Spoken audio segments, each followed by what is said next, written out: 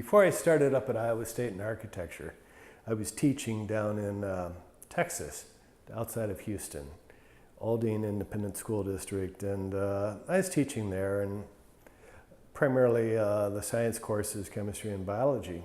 But one thing I did notice, that I was sort of in my space, because the particular rooms I was in, they had the old chalkboards all around the room. And so I'd be in the room and discussing what we were supposed to be working on, and I was drawing everything on the board. And that is what, kept the students alive and paying attention. Not that I was planning it that way, but I was doing everything, and it was amazing. And I was discussing cell structures, and I was drawing it on the board, large pictures. And even the students, hey, Mr. Ross, you ought to be an artist. And it's like, yeah, whatever. I mean, there's that word again, artist. And I was having fun teaching. But really, it was after that I thought the inkling of going back into something of the arts, where then it was architecture. I actually started painting when I was in the graduate program in architecture at Iowa State, working with Marion Kitzman.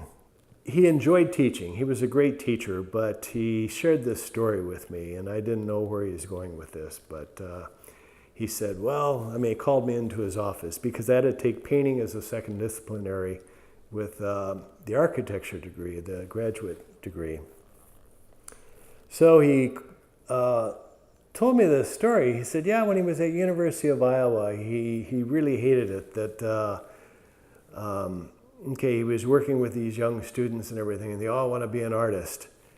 It bothered him because, maybe 1 out of 10 would become an artist. The other ones would end up going into something else, or wouldn't make it, or wouldn't, they would try, or, get sidetracked. And so he was happy when the Board of Regents had asked him if he would come up to Iowa State and work with graduate students in architecture, because he thought, they know what direction they're going in life.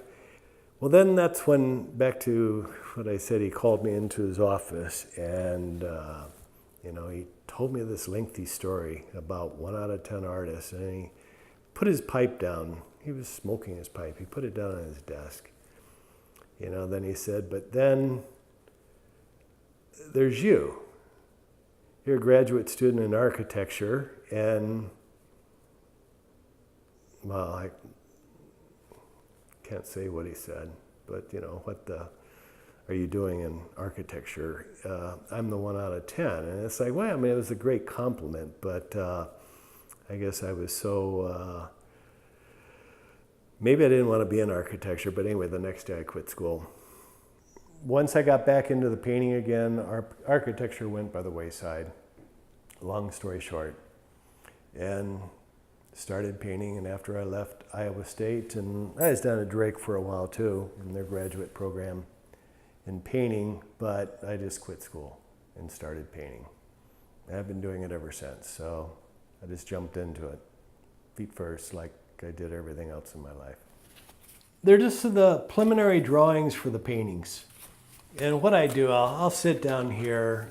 Some drawings, some paintings start out from a larger drawing too, that I just start drawing on rolls of craft paper, and 36 inches, and I'll do that on this table too. But I will sort of start out. This is just some tracing paper. I use the tracing paper.